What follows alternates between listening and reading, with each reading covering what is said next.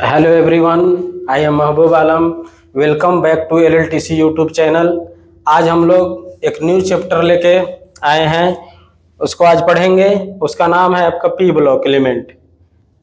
P block element आपका class 12th में भी है और 11th में भी। तो पहले तो हम लोग दोनों को कंबाइंड डिस्कशन करेंगे, उसके बाद ग्रुप वाइज बढ़ेंगे। तो देखिए, पी ब्लॉक एलिमेंट हेडिंग दिया हुआ है। तो पहला में है सम इम्पोर्टेंट कॉन्सेप्ट। ठीक है, उसमें पहला में है आपका बैक बॉन्डिंग के बारे में हम जानेंगे। ठीक है, पहले ग्रुप डिस्कशन नहीं करेंगे हम लोग।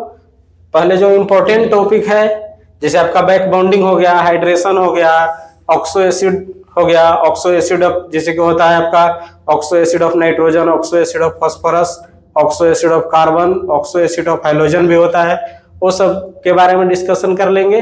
और डाइमेराइजेशन होता है, उसके बारे में डिस्कशन करेंगे। उसके बाद हम लोग ग्रुप वाइज पढ़ेंगे इसको। ठीक है, तो उसमें हम लोग पहला टॉपिक पढ़ने जा रहे हैं, उसका नाम है बैक बॉन्डिंग। बैक बॉन्डिंग, तो देखिए सबसे अच्छा एग्जांपल आपका BF3 में बैक बॉन्डिंग बनाता है। BF3 में आपका किस तरह से है, देखिए यही है BF3 का स्ट्रक्चर। ये BF3 का फॉर्मूला है, ये आपका स्ट्रक्चर है। फ्लोरीन पर 3-3 लोन पेयर होगा, सभी जगह होगा लोन पेयर। इसमें देखिए बैक बॉन्डिंग आपका बनाता है, क्या करता है, बोरन जो है वो आपका क्या है, इलेक्ट्रॉन डिफिशिएंट एटम है। इलेक्ट्रॉन डिफिशिएंट किसको बोलते हैं, जिसको इलेक्ट्रॉन की कमी रहता है, जिसके पास इलेक्ट्रॉन का कमी रहता है उसी को हम लोग बोलते हैं इलेक्ट्रॉन डिफिशिएंट एटम। ठीक है, तो यहाँ इलेक्ट्रॉन का कमी है, मतलब वैलेंसी के अकॉर्डिंग तो नहीं बोल सकते हैं कि इलेक्ट्रॉन का कमी है, लेकिन ऑक्टेट रूल के अकॉर्डिंग बोल सकते हैं हम लोग कि इलेक्ट्रॉन का कमी है इसमें। ठीक है, क्योंकि ऑक्टेट तो पूरा कर नहीं रहा है, 2 2 4 2 6 इलेक्ट्रॉन ऑक्टेट नहीं पूरा कर रहा है। तो यहाँ पर आपका बैक बॉन्डिंग बना करके आपका ऑक्टेट को पूरा करता है। अब देखिए कंडीशन है आपका बैक बॉन्डिंग बनाने के लिए, कब बैक बॉन्डिंग बनाएगा, तो बैक बॉन्डिंग बनाने के लिए सुनिएगा बढ़िया से आप लोग। बैक बॉन्डिंग बनाने के लिए जरूरी है कि जो सेंट्रल एटम है, वो सराउंडिंग एटम है, वो कम से कम दोनों में से कोई एक ऑक्टेट पूरा होना चाहिए और एक के पास वैकेंट ऑर्बिटल होना चाहिए। फिर से सुनिएगा, दोनों जो सेंट्रल एटम और सराउंडिंग एटम है, कम एक के पास आपका ऑक्टेट पूरा होना चाहिए और एक के पास वैकेंट ऑर्बिटल होना चाहिए। बात समझ गए? तो देखिए, तो फ्लोरीन के पास ऑक्टेट पूरा है, फ्लोरीन के पास ऑक्टेट पूरा है, बिल्कुल पूरा है। फ्लोरीन के पास ऑक्टेट पूरा है, 2 2 4 और एक और लोन पेयर है ना 2 6। और देखिए ये वाला बॉन्ड बनाया है, ये ऑक्टेट पूरा है, ये तीनों का ऑक्टेट पूरा है, इसका ऑक्टेट नहीं पूरा है। ठीक है, इसका ऑक्टेट नहीं पूरा है, तो इसमें हमको वैकेंट ऑर्बिटल होना चाहिए। ठीक है ना, तो बोरन का आउटर इलेक्ट्रॉनिक कॉन्फ़िगरेशन क्या होता है, बोरन का आउटर इलेक्ट्रॉनिक कॉन्फ़िगरेशन अगर हम लिखे, आउटर इलेक्ट्रॉनिक कॉन्फ़िगरेशन अगर लिखे तो 2s2 2p 2s2 2s2 2p1 होता है। ठीक है, तो ये देखिए s का बॉक्स बना दिए, ये p का बॉक्स बना दिए। अब अगर एक्साइटेड स्टेट में इसको ले जाइएगा, एक्साइटेड स्टेट में ले जाइएगा तो p में तो 1 इलेक्ट्रॉन है, एक्साइटेड स्टेट में ले जाइएगा तो इस तरह से आपका होगा, ये s वाला इलेक्ट्रॉन जंप करके किस में चला जाएगा, p में चला जाएगा। फिर भी आपका देखिए ये वाला वैकेंट ऑर्बिटल बच गया, वैकेंट ऑर्बिटल बच गया। ठीक ना, वैकेंट ऑर्बिटल बच गया तो इसमें आपका बैक बॉन्डिंग बनाएगा। क्या करता है, यहाँ जो वैकेंट ऑर्बिटल बचा, ये लोन पेयर इसको इसमें डोनेट कर देगा और बैक बॉन्डिंग बना लेगा।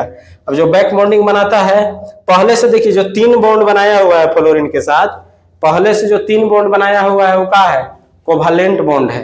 कैसा बॉन्ड है, कोवैलेंट बॉन्ड है। अब देखिए, तो ये वाला बाद में जो बॉन्ड बनाता है, दूसरा जो बॉन्ड बनाता है उसको हम लोग क्या बोलते हैं, पाई बॉन्ड बोलते हैं। क्या बोलेंगे, पाई बॉन्ड। और पाई बॉन्ड कैसा बनाया है, पाई बॉन्ड तो है लेकिन किस टाइप का है, देखिए तो लोन पेयर डोनेट करके बनाया है ना, लोन पेयर डोनेट करके बनाया है, इसलिए बोलते हैं हम लोग पाई टाइप कोऑर्डिनेट बॉन्ड, पाई टाइप कोऑर्डिनेट बॉन्ड, पाई टाइप कोऑर्डिनेट बॉन्ड। इसी को क्या बोला जाता है, बैक बॉन्डिंग बोला जाता है। क्या बोलेंगे, बैक बॉन्डिंग बोलेंगे। बात समझ में आ गया होगा। ठीक है, इसका कुछ स्टेटमेंट दिया हुआ है, इसको हम लोग पढ़ लेते हैं। देखिए पहला स्टेटमेंट में है it is an intramolecular concept. Intramolecular concept है ये। इंट्रामोलिकुलर कॉन्सेप्ट का मतलब क्या होता है? इंट्रामोलिकुलर का मतलब क्या होता है आपका?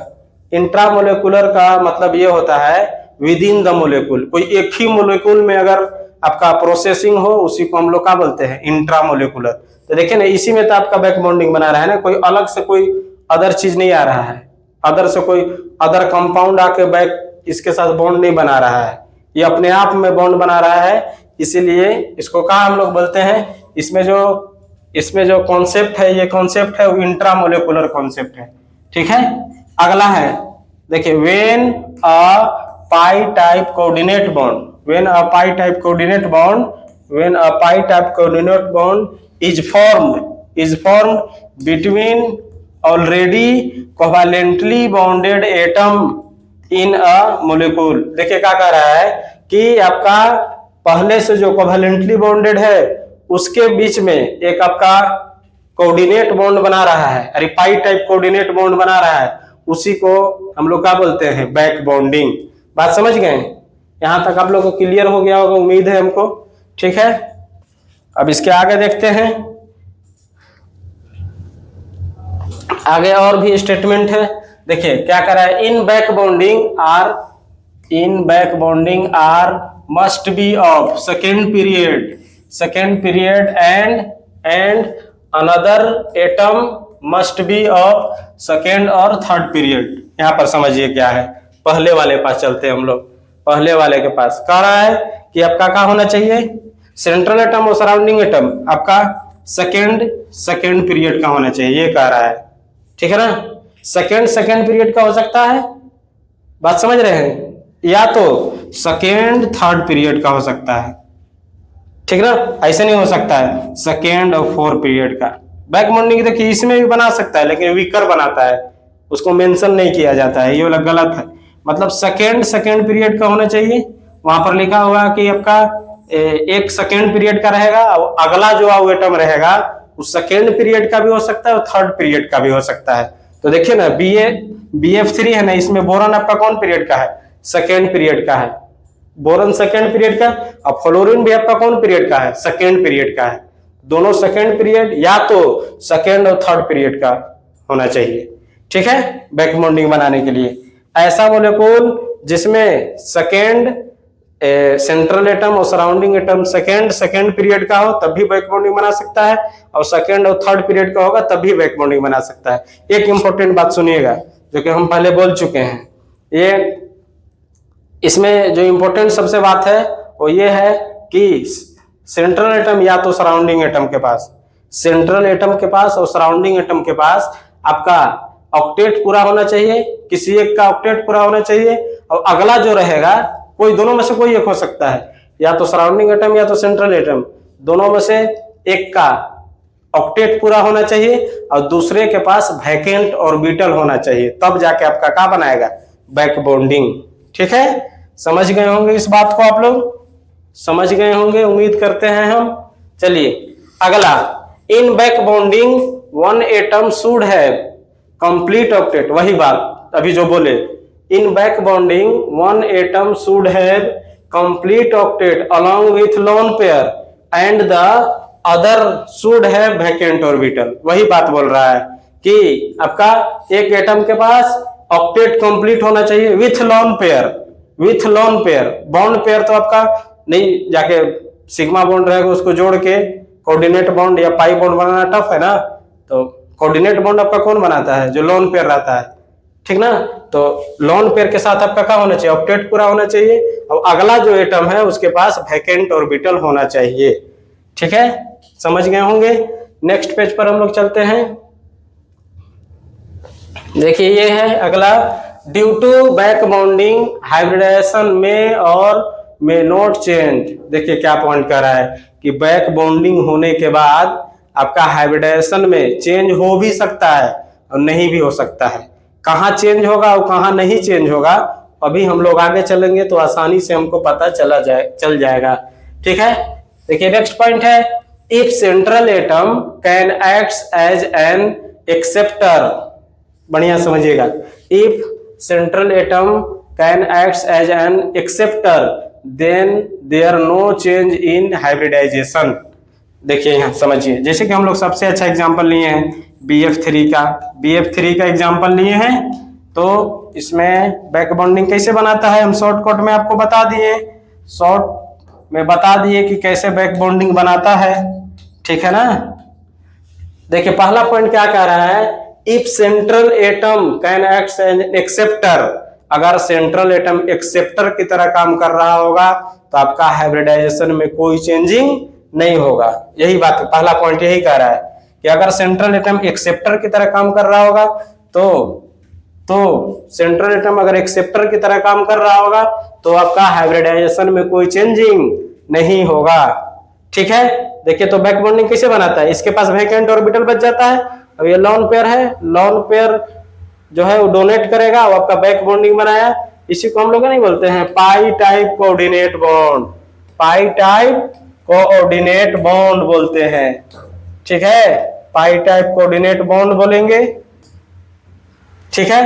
तो इसमें देखिए तो अच्छा ये बॉन्ड नहीं बनाया था, समझिएगा थोड़ा सा,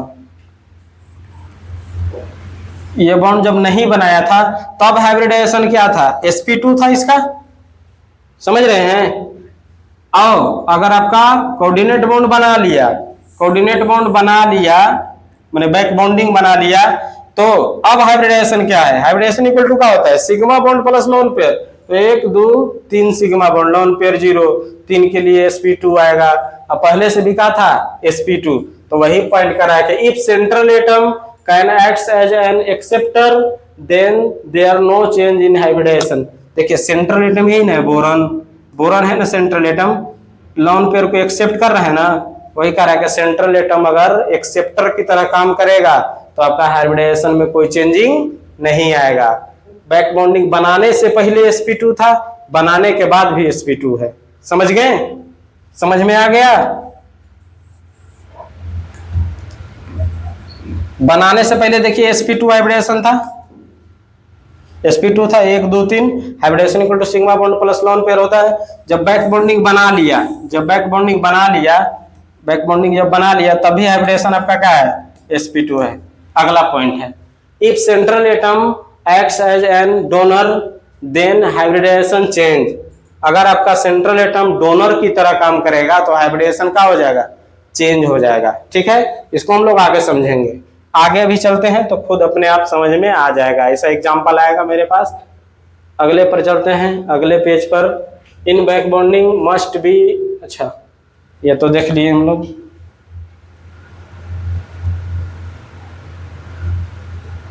हाँ देखिए तो इसमें कैसे आपका बैक बॉन्डिंग बनाता है। पहले हम BF3 पहला एग्जांपल ले रहे हैं, आपका बोरॉन का इलेक्ट्रॉनिक कॉन्फ़िगरेशन करोगे तो ये आएगा, कंप्लीट इलेक्ट्रॉनिक कॉन्फ़िगरेशन हम लोग कर लेते हैं, ठीक है ना। क्या होगा 1s2 2s2 2p1 होगा, ठीक है। तो आउटर इलेक्ट्रॉनिक कॉन्फ़िगरेशन से मतलब है, तो देखिए इसको लेकर के हम ये बॉक्स बना दिए हैं, 2 इलेक्ट्रॉन है, यहाँ 1 इलेक्ट्रॉन होगा पी ऑर्बिटल में, एक्साइटेड स्टेट में जाएगा, तो इस तरह से कंडीशन बन जाएगा आपका। अब देखिए जो 3 फ्लोरीन है ना, 3 फ्लोरीन, तीनों फ्लोरीन यहाँ देखिए इससे अट्रैक्ट होगा, ये इससे अट्रैक्ट होगा, ये इससे अट्रैक्ट होगा, ये अनपेयर्ड इलेक्ट्रॉन है ना, तो आपका क्या बना लिया, BF3 बना लेगा, जो कि हाइब्रिडेशन क्या होगा, sp2। अब देखिए तो वैकेंट ऑर्बिटल नहीं बचा, बोरॉन के पास वैकेंट ऑर्बिटल बच गया ना, बोरॉन के पास वैकेंट ऑर्बिटल बच गया ना, बोरॉन के पास वैकेंट ऑर्बिटल बचा, उसी में आपका लोन पेयर आएगा, ठीक है। अगले पेज पर देखिए, नेक्स्ट पेज पर ये है, देखिए यहाँ पर आपका हाइब्रिडाइजेशन के बारे में लिखा हुआ है आपका before back bonding, back bonding से पहले आपका हाइब्रिडाइजेशन क्या होगा, देखिए तो sigma bond, hybridisation equal to अगर निकाले तो sigma bond plus lone pair होता है, sigma bond plus lone pair होगा, सिग्मा बॉन्ड आपका कितना 1 2 3, lone pair 0, hybridisation equal to लिखे तो आपका 3 आएगा, और 3 के लिए हम लोग क्या लिखेंगे, sp2।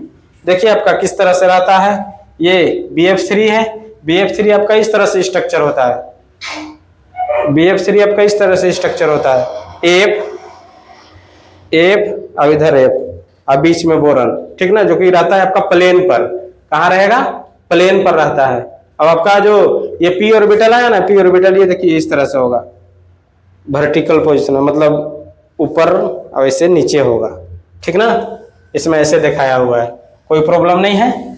अब देखिए तो क्या करेगा, बैक बॉन्डिंग करेगा। तो ये देखिए फ्लोरीन यहाँ पर खाली है ना, पी ऑर्बिटल खाली है, पी ऑर्बिटल खाली है, ये ऑर्बिटल में आपका इलेक्ट्रॉन को डोनेट कर देगा, अब बैक बॉन्डिंग बनाएगा। उसी को हम लोग क्या बोलते हैं, उसी को हम लोग क्या बोलेंगे, पाई टाइप कोऑर्डिनेट बॉन्ड, उसी को हम लोग पाई टाइप कोऑर्डिनेट बॉन्ड बोलते हैं। और जो पाई टाइप कोऑर्डिनेट बॉन्ड बोलते हैं उसी को भी बोला जाता है आपका क्या, बैक बॉन्डिंग बोला जाता है, ठीक ना। जो पाई टाइप कोऑर्डिनेट बॉन्ड बनाता है उसको बैक बॉन्डिंग बोलते हैं। अब देखिए आफ्टर बैक बॉन्डिंग बना लिया तब क्या होगा। अब ऐसा नहीं है कि बैक बॉन्डिंग आपका जो बनाएगा, बैक बॉन्डिंग जो बनाएगा यहीं बना सकता है, यहाँ भी बना सकता है, यहाँ भी बना सकता है, तीनों जगह बना सकता है। तो रेजोनेंस इसमें है ना पॉसिबल, कभी डबल बॉन्ड कैरेक्टर यहाँ आएगा, कभी यहाँ आएगा। उसी तरह से देखिए इसमें रेजोनेंस करके ये पार्शियली डबल बॉन्ड दिखाया हुआ है, partially double bond, partially double bond, partially bond double bond, resonance किया तब। अब देखिए तो बॉन्ड ऑर्डर कितना आएगा, बॉन्ड ऑर्डर निकालने के लिए टोटल बॉन्ड बराबर कितना, सराउंडिंग एटम इस तरह से हम लोग करते हैं। तो 4/3 कीजिएगा तो कितना आएगा वैल्यू, 1.33 आएगा। ये आपका बॉन्ड ऑर्डर आ गया, ठीक है, बात समझ गए होंगे। अगले पेज पर चले।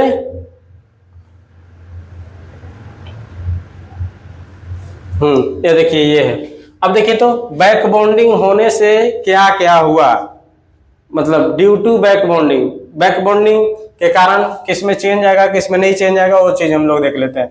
Due to back bonding hybridisation आपका क्या रहेगा, सेम रहेगा, देख भी चुके आप लोग। बैक बॉन्डिंग से पहले और बैक बॉन्डिंग के बाद बहुत अच्छा क्वेश्चन यहाँ से बन सकता है कि बिफोर बैक बॉन्डिंग और आफ्टर बैक बॉन्डिंग में हाइब्रिडेशन चेंज होता है कि नहीं होता है। अब आपका मोलिक्यूल पर भी डिपेंड पड़ेगा, कुछ में ऐसा होगा कि चेंज करेगा, कुछ में ऐसा होगा चेंज नहीं करेगा। अब सुनिए, अगर आपका सेंट्रल एटम एक्सेप्टर की तरह काम कर रहा हो तो आपका हाइब्रिडेशन में कोई चेंजिंग नहीं आएगा। अब अगर सेंट्रल एटम डोनर की तरह काम करेगा तो हाइब्रिडेशन में चेंजिंग आएगा। बस यही चीज याद रखना है हाइब्रिडेशन वाले मामला में।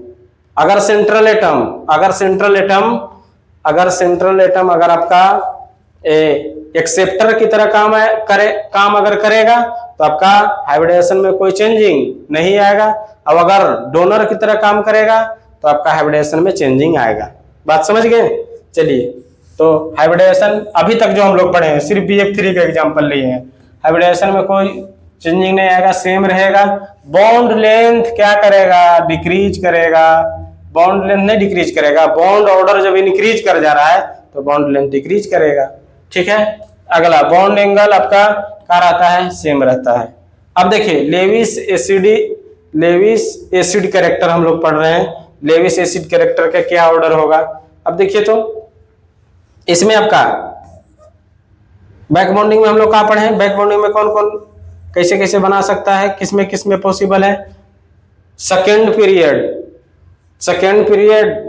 पीरियड का एलिमेंट होना चाहिए, या तो सेकेंड पीरियड और थर्ड पीरियड का एलिमेंट होना चाहिए। तो इसमें देखें तो सेकेंड का दोनों है, इसमें सेकेंड और थर्ड का है, इसमें सेकेंड और 4 का है, इसमें सेकेंड और 5 का है, ठीक ना।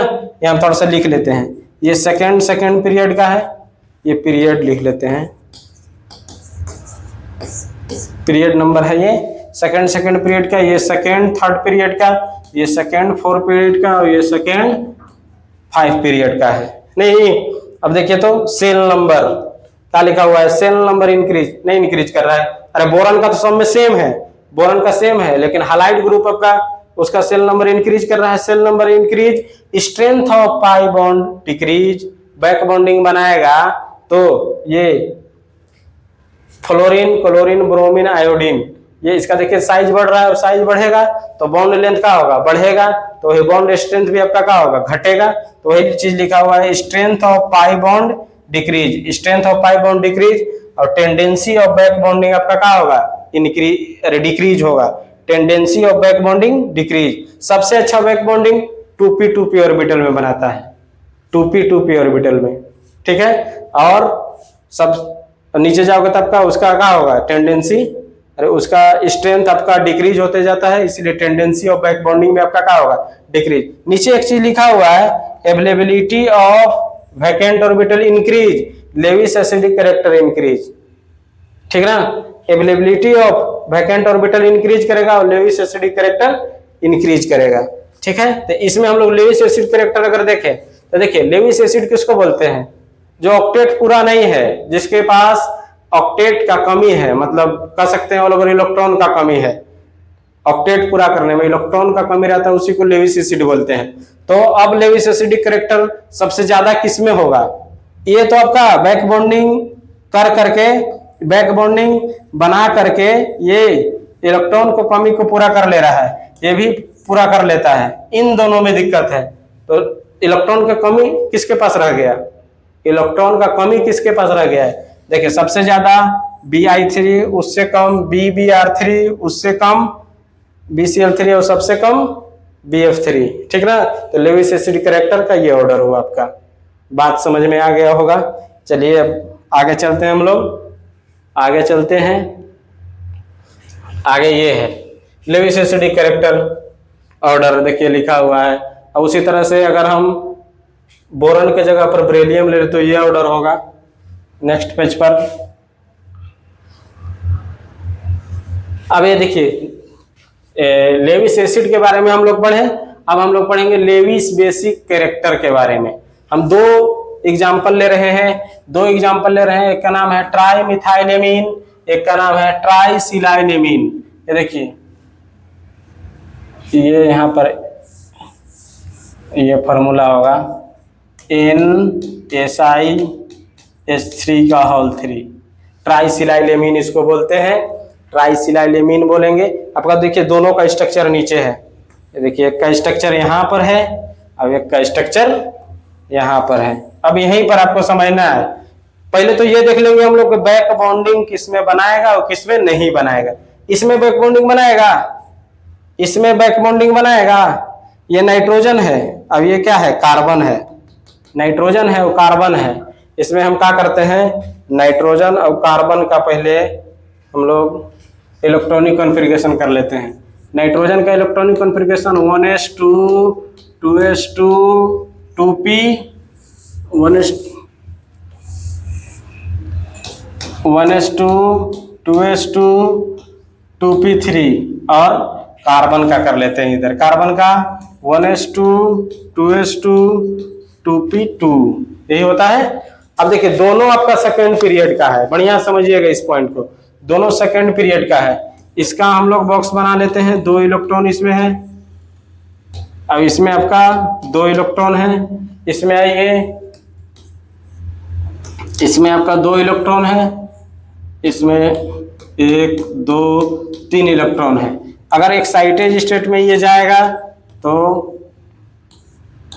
एक्साइटेड स्टेट में जाएगा ना, तो आपका कोई अंतर नहीं होगा। इसमें अंतर इसलिए नहीं होगा कि सेकेंड पीरियड एलिमेंट है और उसमें सेकेंड पीरियड एलिमेंट में वैकेंट डी ऑर्बिटल नहीं प्रेजेंट होता है। तो ये वाला S16 एक्साइटेड स्टेट में ले जाओगे तो यहाँ पर इधर p ऑर्बिटल वाला में जाएगा, लेकिन कै गो ऑल ओवर बॉक्स है इसका, 3 और 1 4 और इलेक्ट्रॉन है 5, ठीक ना। इलेक्ट्रॉन है कितना, 5 इलेक्ट्रॉन है। तो आप क्या कीजिए कि इसको एक्साइटेड स्टेट में करके यहाँ ले जाओगे, तो जैसे कि यहाँ आप कर दोगे ना तो ये गलत हो गया, ये गलत हो गया, यहीं से स्टार्ट होता है, ठीक ना।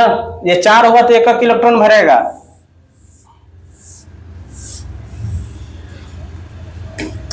ये S है,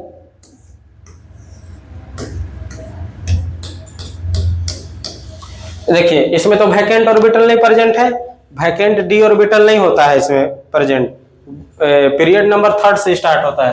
तो देखिए इसमें 5 इलेक्ट्रॉन है, तो एक्साइटेड स्टेट में अगर ले जाएंगे तो क्या करेंगे, ये चारों इलेक्ट्रॉन तो भर गया, तो 5वां इलेक्ट्रॉन जो होगा यहीं से भरेगा ना। तो आपका एक्साइटेड में ले जाओ, एक्साइटेड में ले जाओ या तो ग्राउंड स्टेट में रखो, कोई फर्क नहीं पड़ने वाला है। तो इसमें आपका ये हम लोग नाइट्रोजन का किए थे, तो नाइट्रोजन के पास वैकेंट ऑर्बिटल नहीं प्रेजेंट है, वैकेंट ऑर्बिटल नहीं प्रेजेंट है। अब इसमें आइए कार्बन के पास, कार्बन के अगर एक्साइटेड स्टेट में अगर हम ले जाएं, तो एक्साइटेड स्टेट में ले जाएं तो इस तरह से होगा। ये देखिए इसमें भी वैकेंट ऑर्बिटल प्रेजेंट नहीं है। अब बैक बॉन्डिंग होने के लिए, बैक बॉन्डिंग होने के लिए दोनों में से एक के पास, दोनों में से एक के पास वैकेंट ऑर्बिटल प्रेजेंट होना चाहिए, जो कि आपका दोनों में वैकेंट ऑर्बिटल प्रेजेंट नहीं है, इसलिए इसमें बैक बॉन्डिंग नहीं बनाएगा। चलिए तो अब हम यहाँ आते हैं, यहाँ पर हाँ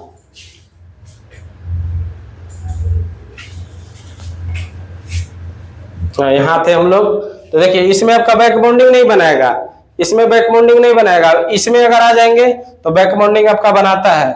इसमें कार्बन की जगह पर क्या है, सिलिकॉन, और सिलिकॉन आपका थर्ड पीरियड एलिमेंट है। सिलिकॉन आपका कौन पीरियड एलिमेंट है, थर्ड पीरियड एलिमेंट है। सिलिकॉन देखिए आपका थर्ड पीरियड एलिमेंट है, सिलिकॉन थर्ड पीरियड एलिमेंट है। तो सिलिकॉन का इलेक्ट्रॉनिक कॉन्फ़िगरेशन होगा आपका 3s2 3p2। बॉक्स बनाइए, इस तरह से बनाएंगे हम लोग। एक्साइटेड स्टेट में अगर ले गए, अब इसके पास वैकेंट डी ऑर्बिटल प्रेजेंट होता है, vacant D orbital, vacant D orbital present होता है। अगर इसको एक्साइटेड स्टेट में ले जाइएगा तो आपका क्या बनेगा, एक इलेक्ट्रॉन यहाँ और 3 इलेक्ट्रॉन यहाँ हो जाएगा। ये वाला एक्साइटेड होकर पी में चला जाएगा और डी आपका पूरा कहाँ रहेगा, डी आपका पूरा आपका खाली रहेगा, डी पूरा खाली रहेगा। और जो लोन पेयर आएगा ना, लोन पेयर ये देखिए इसमें आ जाएगा, इसमें आएगा तब का बैक बॉन्डिंग बनाएगा। वही चीज यहाँ पर लिखा हुआ है, इसमें वैकेंट ऑर्बिटल है और कार्बन वाला के केस में वैकेंट ऑर्बिटल नहीं था, वैकेंट ऑर्बिटल नहीं था। वैकेंट ऑर्बिटल नहीं था तो बैक बॉन्डिंग नहीं बनाएगा। इसमें बैक बॉन्डिंग बना सकता है क्योंकि वैकेंट डी ऑर्बिटल प्रेजेंट है। वैकेंट डी ऑर्बिटल इसलिए प्रेजेंट है कि सिलिकॉन आपका थर्ड पीरियड एलिमेंट है, ठीक है। तो वही चीजें यहाँ पर लिखा हुआ है, ये देखिए इसमें आपका बैक बॉन्डिंग बनाएगा। दो चीज समझ गए, इसमें बैक बॉन्डिंग बनाएगा, इसमें सॉरी इसमें बैक बॉन्डिंग नहीं बनाएगा, इसमें बैक बॉन्डिंग बनाएगा। अब देखिए इसका नाम आप लोग ट्राई मिथाइल एमीन है, 3 गो मिथाइल है। अब यहाँ नाइट्रोजन है, ट्राई मिथाइल एमीन नाइट्रोजन है, और ये SiS3 है, इसको सिलाइल करके बोलते हैं, तो 3 है तो ट्राई सिलाइल एमीन। हाइब्रिडाइजेशन समझ गए होंगे, हाइब्रिडाइजेशन इक्वल टू क्या होता है, sigma bond plus lone pair, plus यहाँ दे दीजिएगा, यहाँ भी प्लस होगा, ठीक है। तो सिग्मा बॉन्ड कितना 3 1 2 3 और लोन पेयर 1, तो 3 सिग्मा बॉन्ड और लोन पेयर 1 होगा यहाँ पर 1, तो 3 अब 1 4 मिला गया, 4 के लिए sp3 आया। इसमें सेम चीज है, sp3 हाइब्रिडेशन आएगा। यहाँ तक क्लियर हो गया होगा। नेक्स्ट चलते हैं, ये ध्यान में रखिएगा कि इसमें बैक बॉन्डिंग नहीं बनाएगा और इसमें बैक बॉन्डिंग बनाएगा, ठीक है। एक बार आप लोग देख लो।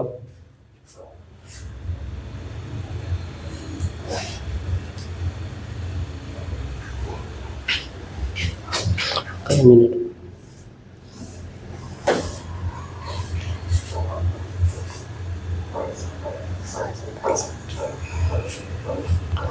ठीक है, देख लिए, अगले पेज पर चलते हैं। हाँ ये देखिए, इसमें देखिए तो बैक बॉन्डिंग बोले कि बनाएगा, तो लोन पेयर इसका ऑक्टेट पूरा है कि नहीं, 2 4 6 2 8 ऑक्टेट पूरा है। इसके पास वैकेंट ऑर्बिटल है, देखिए बैक बॉन्डिंग बना रहा है, बैक बॉन्डिंग बनाएगा, पाई टाइप कोऑर्डिनेट बॉन्ड बना रहा है। इसी को हम लोग क्या बोलते हैं, बैक बॉन्डिंग बोलेंगे। क्या बोलेंगे, बैक बॉन्डिंग बोलेंगे। अब देखिए आफ्टर बैक बॉन्डिंग हाइब्रिडेशन में क्या चेंज आ रहा है, हाइब्रिडेशन में क्या चेंज आ रहा है बैक बॉन्डिंग के बाद। हाइब्रिडेशन हम लोग क्या पढ़े हैं, sigma bond plus lone pair, sigma bond 3 1 2 3 और लोन पेयर कितना हो गया, अब इसको डोनेट न कर दिया, इसको डोनेट कर दिया तो लोन पेयर कितना हो गया 0, लोन पेयर 0, तो 3 आएगा और 3 के लिए sp2, 3 के लिए sp2। एक चीज आप लोग को हम बताए थे, अगर आपका सेंट्रल एटम एक्सेप्टर की तरह काम कर रहा होगा तो हाइब्रिडाइजेशन में कोई चेंजिंग नहीं आएगा। अगर सेंट्रल एटम डोनर की तरह काम कर रहा होगा तो हाइब्रिडाइजेशन में चेंजिंग आएगा, हाइब्रिडाइजेशन में चेंजिंग आएगा। जैसे कि देखिए यहाँ हाइब्रिडाइजेशन क्या था, sp3 था, बैक बॉन्डिंग से पहले हाइब्रिडेशन क्या था, sp3, बैक बॉन्डिंग के बाद क्या हो गया हाइब्रिडेशन, sp2। चेंज आया ना, चेंज आया। अब देखिए बैक बॉन्डिंग ये है, अब बैक बॉन्डिंग यहाँ भी बना सकता है, यहाँ भी बना सकता है, यहाँ भी बना सकता है। रेजोनेंस पॉसिबल है, रेजोनेंस करेंगे तो देखिए रेजोनेंस हाइब्रिड टाइप का स्ट्रक्चर है, रेजोनेंस हाइब्रिड ही है, ये है। अब बॉन्ड ऑर्डर कितना आएगा, 1.33 आएगा बॉन्ड ऑर्डर, ठीक है।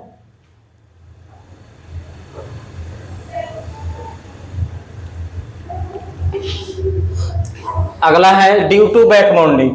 अब देखो तो इसमें बैक बॉन्डिंग होने के बाद आपका देखिए तो हाइब्रिडेशन में आपका चेंज हो रहा है। बैक बॉन्डिंग अगर होगा तो हाइब्रिडेशन में चेंज होगा, बॉन्ड लेंथ तो डिक्रीज करेगा क्योंकि बॉन्ड एनर्जी इंक्रीज कर रहा है, बॉन्ड एंगल भी आपका क्या कर जाता है, इंक्रीज, ठीक है। अब नोट करके एक पॉइंट लिखा हुआ है, नोट करके एक पॉइंट लिखा हुआ है, NSiH का whole 3 molecule is non planar due to sp3 hybridised silicon. देखिए क्या कह रहा है कि ये पूरे जो मोलिक्यूल है, ये जो पूरे मोलिक्यूल है वो आपका क्या होता है, नॉन प्लेनर होता है। क्या होता है, नॉन प्लेनर। ये मोलिक्यूल जो होता है वो नॉन प्लेनर होता है। जैसे आपका ये है ना SiH3, H कैसे अरेंज होगा, इस तरह से, यहाँ I होगा,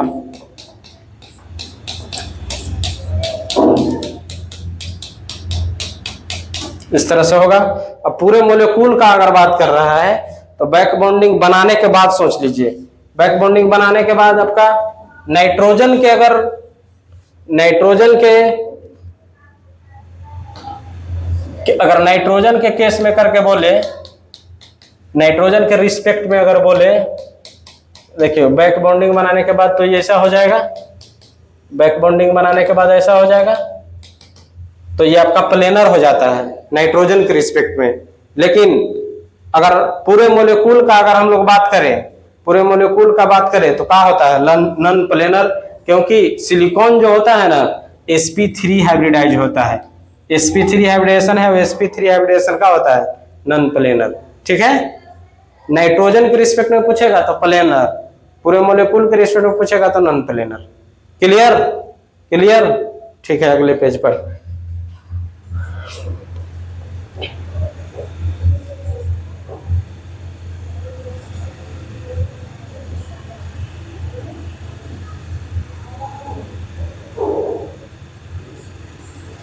देखिए क्वेश्चन है, which of the following check back bonding is present और नॉट। कौन में बैक बॉन्डिंग प्रेजेंट होगा, कौन में बैक बॉन्डिंग प्रेजेंट नहीं होगा। तो चार आपका दिया हुआ है, चारों का हम लोग क्या करते हैं, चारों का स्ट्रक्चर को बना लेते हैं। फ्लोरीन पहला का बना रहे हैं, पहला इस तरह से होगा,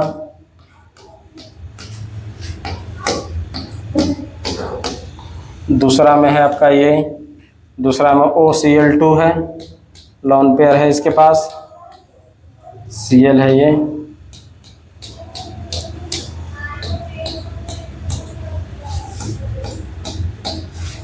तीसरा में है ये OCH3 है,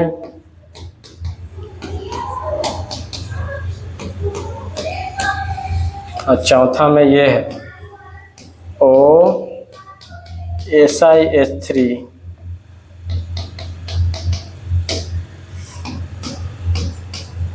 ठीक है, यही है। देखिए तो बैक बॉन्डिंग बनाएगा, इसमें देखो ना 2p ऑर्बिटल है, 2p ऑर्बिटल, ये भी आपका, अरे 2p ऑर्बिटल बोल रहे हैं सेकेंड पीरियड का, ये भी सेकेंड पीरियड का, ठीक ना। तो वैकेंट ऑर्बिटल किसी के पास होगा। ऑक्सीजन का हम लोग इलेक्ट्रॉनिक कॉन्फ़िगरेशन करें तो क्या होता है, 1s2 2s2 2p4। देखिए तो S में 2 इलेक्ट्रॉन और P में 4 इलेक्ट्रॉन, ऐसे ही होता है ना। वैकेंट ऑर्बिटल है नहीं, वैकेंट ऑर्बिटल नहीं है और वैकेंट डी ऑर्बिटल भी नहीं है कि वैकेंट बचे, तो इसमें आपका नहीं होगा। मतलब फ्लोरीन से ऑक्सीजन की तरफ आपका कोऑर्डिनेट बॉन्ड नहीं, बैक बॉन्डिंग नहीं बना सकता है, क्योंकि बस इसके पास ऑक्सीजन के पास वैकेंट ऑर्बिटल नहीं है। अब हम लोग फ्लोरीन का इलेक्ट्रॉनिक कॉन्फ़िगरेशन कर लेते हैं। फ्लोरीन का करेंगे तो 1s2 2s2 2p5 यही होगा ना। ये देखिए 2 इलेक्ट्रॉन यहाँ और यहाँ है आपका, ये देखिए ऐसे होगा। अब ये भी सेकंड पीरियड का है, इसके पास वैकेंट ऑर्बिटल नहीं है, यानी कि इसमें आपका क्या होगा, बैक बॉन्डिंग नहीं बनाएगा, बैक बॉन्डिंग नहीं बनाएगा ड्यू टू बोल दीजिए absence of vacant orbital, due to absence of vacant orbital। अब देखिए तो इसमें आपका बैक बॉन्डिंग बनाएगा, इसमें बैक बॉन्डिंग बनाएगा, इसके पास क्लोरीन, ऑक्सीजन के पास वैकेंट ऑर्बिटल नहीं है तो क्लोरीन से ऑक्सीजन की तरफ नहीं बना सकता है, लेकिन ऑक्सीजन से क्लोरीन की तरफ बना सकता है। और क्लोरीन आपका थर्ड पीरियड हो गया, थर्ड पीरियड के पास वैकेंट ऑर्बिटल होता है तो कोऑर्डिनेट बॉन्ड बनाएगा, ठीक है। लेकिन कोऑर्डिनेट बॉन्ड मतलब कह सकते हैं बैक बॉन्डिंग इसमें बना रहा है, बैक बॉन्डिंग बना रहा है, बैक बॉन्डिंग बनाएगा लेकिन वीक,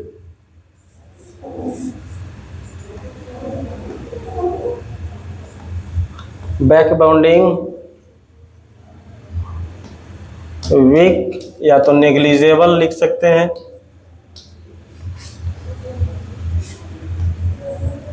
नेग्लिजिबल बनाता है ड्यू टू